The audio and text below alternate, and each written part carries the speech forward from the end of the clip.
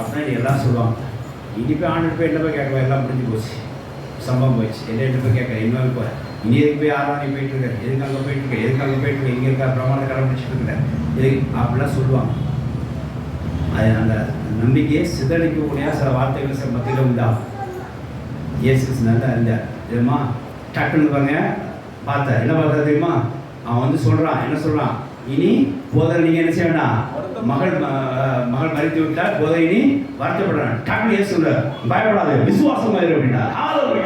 யாரை பார்த்து சொன்னார், எவன் அங்கே நம்பிக்கையற்று போக சிதறிக்கப்பட போன அந்த பாயிண்ட கடைசி நம்பிக்கை தூக்கி உண்டாக செய்த வாசிக்கலாம். அவர்கள் சொன்ன வார்த்தை இயேசு கேட்ட உடனே ஜெப ஆலய தலைவனை நோக்கி அவனை நோக்கினார். அவனை நோக்கி பயப்படாதே, நீ இப்ப டல்லா போற எனக்கு தெரியும், பயப்படாதே விசுவாசமுள்ளவனா இரு, விசுவாசமுள்ளவனா இரு அப்படின்னார். ஹalleluya. நான் கூட இருக்கிறேன். யார் வந்து நீ வந்து அவன்